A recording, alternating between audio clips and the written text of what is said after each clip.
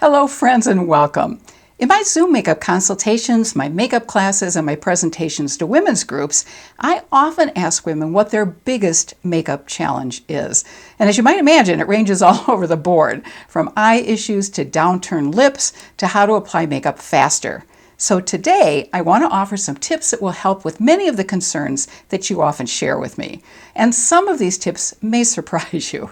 I hope you'll find helpful nuggets that you can take away from our time together today that will make a difference in how your makeup looks.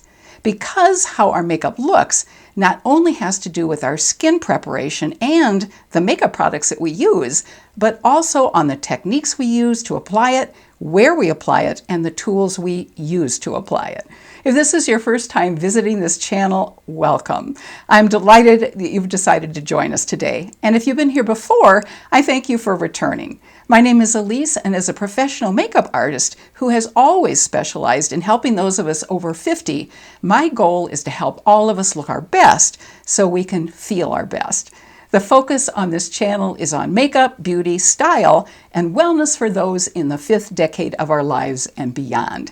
If this subject matter strikes a chord with you, I do hope you'll become part of our family and subscribe before you leave today. All right, 10 tips in 10 minutes. I'm going to go ahead and start my timer, so let's get into it. Tip 1 is to apply a double coat of lip balm on our lips before we start our makeup routine, so it will sink in while we do the rest of our makeup. Lip balm not only protects the lips, but it also creates a smooth, soft surface, so lipstick applies more easily and looks better. I love my Naked Bee lip balm in coconut and honey, so I'm going to go ahead and apply a double layer.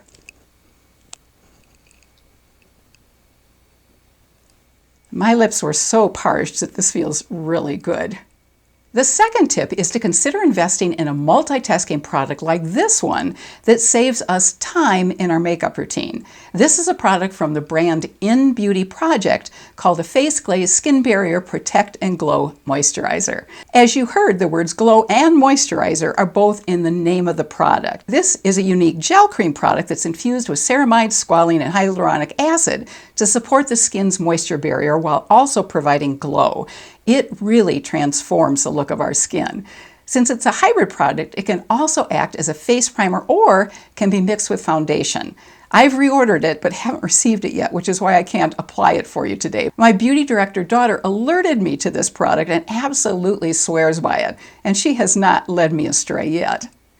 Tip number 3 focuses on our eyes and how we can make our eyes look bigger by using a makeup placement technique that really does make a difference. As you see, I only have eye primer on this eye, so I'll go ahead and demonstrate right here. For the first step, you can take a Kleenex, a paper towel, or tape that isn't terribly sticky. And by the way, you can reduce the stickiness by pulling the tape on and off the back of your hand several times first.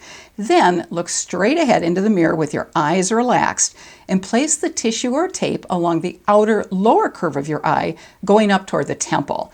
After putting a mid-tone eyeshadow on your brush and tapping it off, apply the shadow to the highest spot along your orbital bone in the middle of that eye. And then, and here's the important part, take that shadow straight across to the tissue or tape. Then fill in the lower lid and crease area with that color. Let me demonstrate. So I'm going to take the tape and go just along the outer edge and go up. Make sure that it's all pressed in. And then I'm starting here in the middle. And rather than going down, I am going straight across and then over. And I don't want to go any lower than that tape, because if I do, that helps bring the eye down. So what I'm doing with the eyeshadow is helping to lift my eye. Now, of course, you can go darker and make it more dramatic or give it more definition, but for the sake of time, since we're timing this, I'm just going to quit right here. This not only elongates the eye, but it also lifts it. Now, of course, you can always add a slightly darker shade, as I mentioned, on the outer area to create even more definition. Our fourth tip involves our foundation.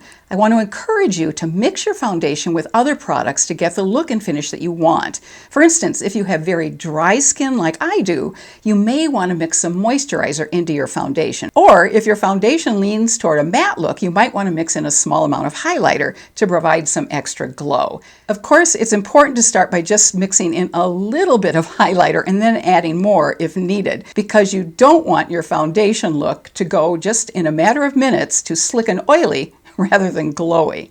So don't be afraid to mix face products together to get the look you want.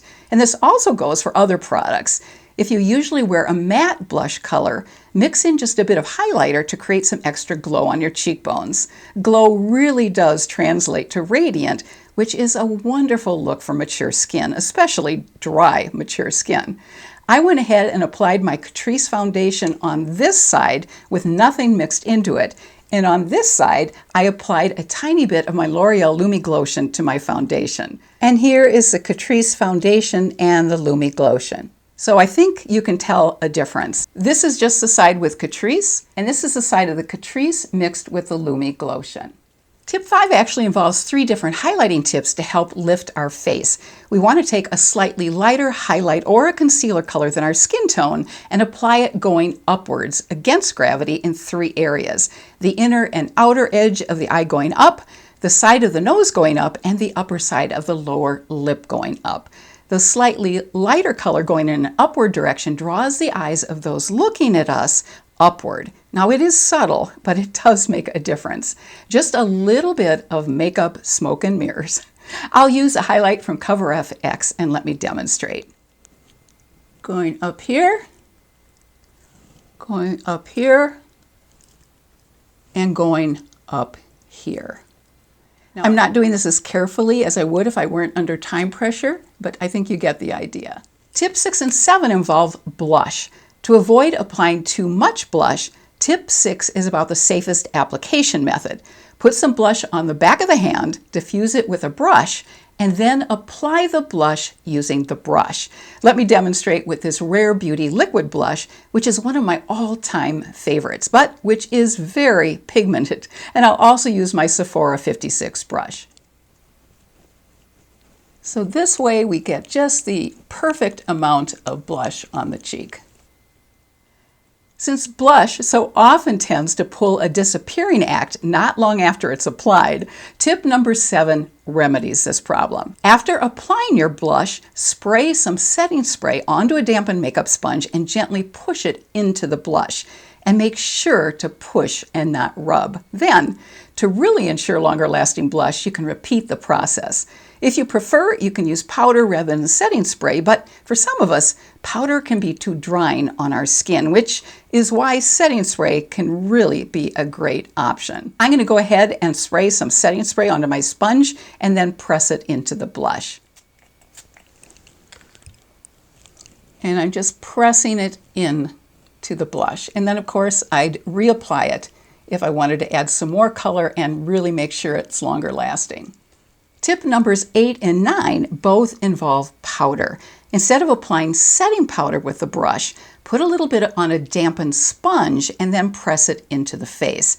This application method helps avoid any cakiness since it's actually adding more moisture into our skin. So I'm taking my dampened sponge and then pressing it into the lid where I put some powder.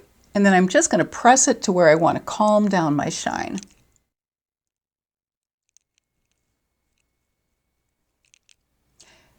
The 9th tip involves another type of powder, finishing powder. And finishing powder does exactly what the name implies. It finishes off our makeup look by melding it all together and creating a soft, almost an ethereal soft glow. My finishing powder of choice is Hourglass's Ambient Light Finishing Powder, but I have recently discovered some possible dupes for this powder, which are less expensive. So I'll be testing those out for you soon in another video. And I'm just going to apply this finishing powder basically all over my makeup.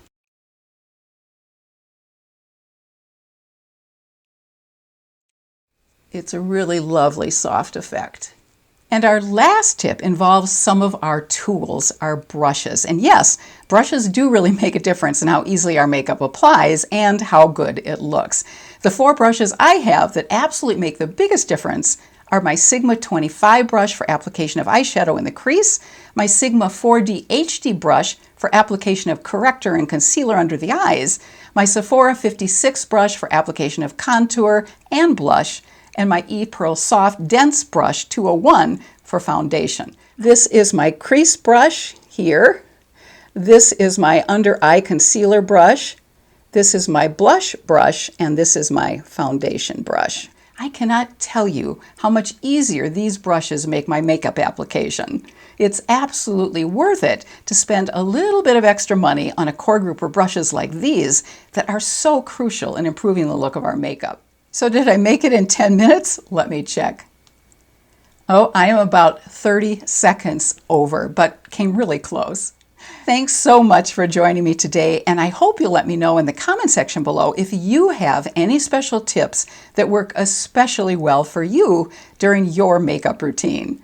If you enjoyed today's video, please let the YouTube algorithm know by giving it a thumbs up and subscribing. And if you'd like more weekly makeup information as well as a little bit of inspiration, along with some short fun articles, just drop me a note at boomerandbeyondbeauty@gmail.com, and I'll be happy to send my weekly newsletter your way every Thursday.